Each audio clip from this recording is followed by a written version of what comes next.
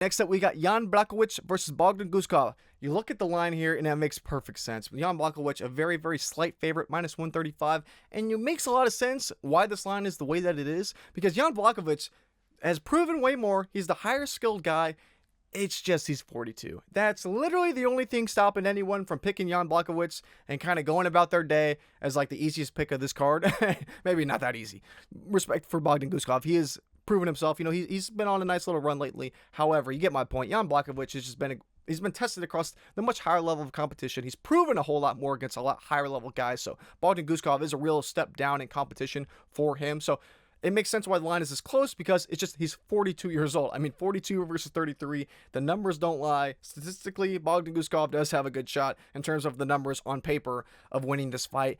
It's just Jan Blachowicz is just better everywhere. I mean, I do think he's more talented everywhere. We've seen holes in Bogdan Guskov's game. You know, I mean, if they keep this on the feet for the full 15 minutes, who knows how it could look. You know, I could see Jan easily winning this fight. Maybe he's at a speed disadvantage. Maybe Bogdan Guskov is able to touch his chin. You know, maybe he's able to just be the faster, more nimble guy. Maybe he gets the job done that way. I don't really know, but Jan is going to have a 2-inch reach advantage in the spot. As you can see, 78 versus 76 inches.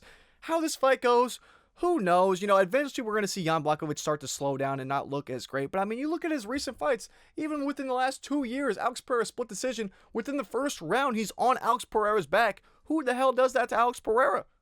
Jan Blachowicz is doing it at 40. I mean, it just goes to show how talented Jan Blachowicz is. So I am by no means writing him off in this spot. I got to pick him. I'm going to pick Jan Blachowicz in this spot.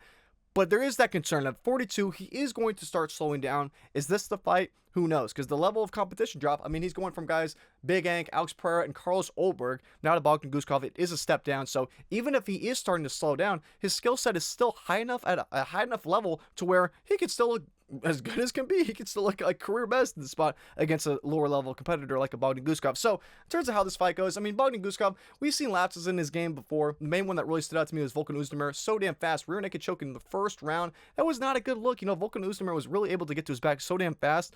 And when Volkan was able to get to his back, he kind of seemed like a fish out of water on the ground. Not the best look. And you could just look, if you're just like looking at the Tapology record, you can see, well, he submitted Billy Elikana. That was like a mercy choke where Billy Elikana took the fight on short notice, and he took it, and he was death gassed. He had a moment in the first round. He almost submitted Bogdan Guskov. He was on his back. He was backpacking Bogdan Guskov for like the first 3 minutes of the first round, and he gets to the second round. He's death gassed. He took the fight on short notice. Bogdan Guskov is beating his ass against the cage, and he just can't knock the dude out. He won't give up. So eventually he wraps up this like weird, what did they even credit him with? What, a guillotine choke, if you want to call it that. I mean, he was like cowered up against the fence on his back. It was the weirdest thing ever. So don't just look at the record there and be like, well, Bogdan Guskov has a nice submission game. It was not the best look. It was more like a mercy tap type of a thing where he kind of just gave his neck up of like, stop hitting me in the face, dude. Just get me out of here. So I don't know. This one just has, there are a lot of layers to this fight where you could look at this and you could say, let me just go with the younger guy. Statistically, the younger guy wins in this type of a fight. 9-year age gap, probably 66, 67% of the time. You could just go that way, but I'm going to go Jan Blachowicz. I think he's just still proven. He hasn't really slowed down all that much. Even in his fight against Carlos Oldberg, yes, it was a unanimous decision loss. However, some people said he won that fight. So it was very competitive. It was back and forth. So I think if Jan Blachowicz can hang with Carlos Oldberg on the feet at damn near 42 years old, 43, if he's getting there, I think he can do the same against Bogdan Guskov, who's not even quite at that level of a striker as like a Carlos Oldberg. So I think Jan Blachowicz has the tools to get it done. Will the age be a huge deal? Maybe, maybe not. We'll have to see. But the pick's got to be Jan Blachowicz for your boy.